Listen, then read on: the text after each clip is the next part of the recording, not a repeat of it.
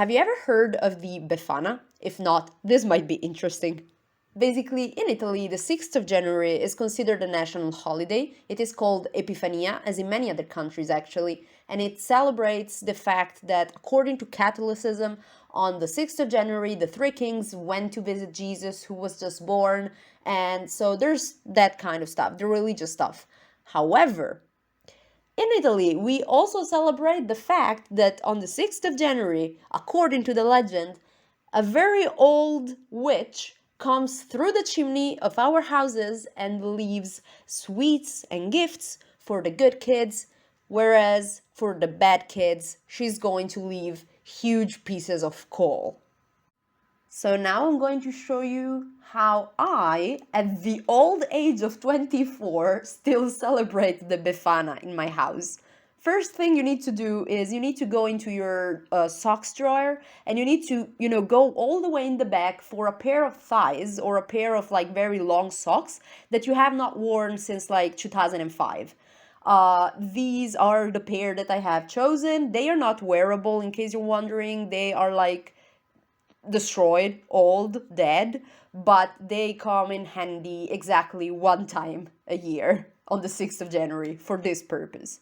Then I go to the fireplace that we are lucky enough to have and I just put them up there, even though they look completely ridiculous and dumb. And the next morning, if you, like me, have a mother who is, actually 10 years old and loves to do this kind of stuff, you will find the stocking, which in my case is more like a whole pair of legs, filled with stuff. And now you have the immense pleasure of opening it up and having your little, Befana unboxing moment. Let me tell you, this is heavy. Since I'm very privileged and I've got a grandma that, would do anything in the world for me and I love her so much, she also gives me a stocking, even though, this is kind of against the whole theory of it because you're supposed to think that it's really like a witch bringing you sweets and not your relatives. But it doesn't really matter. She just likes to give me stuff. And this is my unboxing. Hey, good morning. I'm here in my pajama looking fresh. But this morning I already, opened my stocking for the Befana. So that has already been done, but I want to show you what I got. My grandma got me chips. There's a little thingy that is like a little soap and a shower gel, I believe it is. Box of dates. A handful of many kinds of candy. This like peanuts bar, this box of cookies, and this very tasty snack that is like, rice, popped rice. I don't know what's the name for that, with chocolate. It's actually really, really tasty. I like this one. So for my mother, I got more stuff. First of all, I got four tangerines. This is another staple of the Christmas season, and it was also a running joke when I was a kid because I've always put up the, big stocking, but of course it doesn't need to be like properly filled. It's just for the joke. But when I was a kid, my mother would, as a joke, put in as many tangerines as she could because it was like, oh my God, there was so much space. How could I fill it? And so she would just put like 20 tangerines inside, and then they just go back to the fruit bowl and we just eat all of them as a family. This double packet of bubble gum. It's the strawberry and lime combo. I really liked it when I was in high school. I have not liked it for a good like 5 years, but I'm not about to tell her because she's very excited every time she finds these at the supermarket. The same snack bar with peanuts from before. Two kinds of chocolates, three bags of candy because we were extra this year. We went all out. Then I got this like snack thing. It's rice cakes with a cream on top. Usually it's chocolate, but this year she wanted to be like fancy, and so she got this kind that is yogurt and oranges. So that's why you've got like an orange here. And then I have like a special thing because when I was a kid, I would also get a book inside of my stocking, and one year I think I got even two books, and that was like, oh my god. But there's always a tiny thing that is not sweets or food. And this year I got this box of highlighters, and these are planets. Like you have Neptune, Mars, Venus, Mercury. I'm thinking Jesus. It's not Jesus, even though it's the season. It's Jupiter, Saturn, Uranus, and Earth. And the highlighters are supposed to be the color of the planet, and they are really cute. Like, look at this. They look like little astronauts. This is everything I got inside of my 2024 Befana. In order to talk about the next thing that I want to show you in this video, we need to relocate to the city of Rimini. Now, Rimini is the closest city to my little hometown, which is why when people ask me where I'm from in Italy, I mostly say I am from Rimini, because that's the one you're going to find on the map. But I don't really claim this city, and they don't really claim me. We don't have a friendly relationship, and I mostly don't even go there. Especially, I don't go to the sea in Rimini because it's dirty as hell, and I do not like it. It is kind of cool in winter because the gloomy weather kind of crashes with all the summer stuff, and I don't know, I think it's kind of a cool vibe. But yeah, I generally don't spend much time here, if I have to be honest. However, here I was on a mission because I was on my way to see what I think is one of the weirdest Christmas things that we do in my area, like where I'm from, and that is we have people lining up to go see Il Presepe di Sabbia.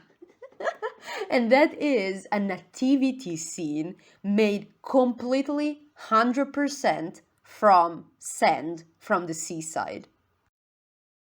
This is like an average nativity scene that you can see in each Italian person's home. And this is the nativity scene made from sand. Here you can see a sign. On the sign it is written that what you are seeing, it is 100% only sand. And as far as I know, this is true. They don't use any kind of glue, they don't use any kind of, cement, any kind of, construction materials to actually make these sculptures. They just literally use the sand that they find on the beach. And they make these statues in the same way that, we as children, when we go to the seaside, we make sand castles and our little constructions. So this requires an immense amount of talent because these sculptures, they are not only huge, but they are so detailed and, they are so well done. And the funniest part is, most of the people doing this are not even actual, artists who do that as their job. Most of the time, and I know this because we know of some people who participate in this kind of, activity. Most of the time, they have like regular 9 to 5 jobs. They are not like artsy people. They don't do that for a living, but they just fucking love building stuff out of sand, and I find it hilarious. And it just strikes me how talented they can be at this thing that they do, like, 2 weeks every year just as a hobby. In case you're wondering why just now you are seeing the first angel and, the first religious figure properly, is because we usually have two sides of the nativity scene. The first side represents the normal people who were living in their villages, not knowing at all that something was going on. And so they are depicted just playing music, drinking wine, working at their shops, staying with their animals, just doing their stuff. And then on the other side, you have the religious part of the nativity scene where you can see Mary and Joseph and baby Jesus. Here he is. The part where the actual religious stuff happens. And I also spent a lot of time here filming the Three Kings because I thought they were the most well done sculptures in this whole nativity scene. I love the Three Kings so much here, especially the detail, in the hat and in the beard and in the gifts that they were bringing, and also in the roses. Like, I cannot even draw a rose on paper. I cannot imagine how it is to sculpt it out of sand, a material where if you breathe wrong, it just collapses. But yeah, here we are nearing the end of the nativity scene where, it's just angels and a guy with a Bible. I don't know who that is, honestly. I'm not that religious. But yeah, this is the ultimate side of it.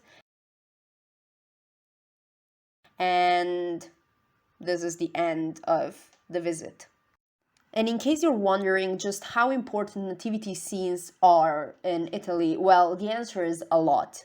I will admit that it's mostly older people that care about it, but at least in the older generations, sometimes the nativity scene becomes more important than even the Christmas tree or the Christmas lights and all that other kind of stuff that is very common to see in the majority of other countries. For example, my grandma, who is very religious, has never had a Christmas tree as far as I can remember, but she had an entire shelf in her home that she would create a nativity scene on, and she had a collection of little characters. It was dozens and dozens of little statues and, fake plastic sheep and a whole construction, and she would buy basically paper that had stars on it to put in the back so that it looked like there was a sky, and she would have actual lights that were lighting up the sky and a light to put inside of a big star so that it looked like, the shooting star. She was putting thought into that. And there's people who only have a tiny one, as you are seeing here. There's people who have nativity scenes that are so huge that the entire scene must be meters and meters long, because look at the size of this baby Jesus. Please look at it. But yeah, I think it's a cool part of Italian culture in general, and I hope you enjoyed looking at it, especially the sand part, because I think that is very cool. And with this last shot of the harbor in Rimini, I want to say goodbye, and I hope you will stick around for the next video.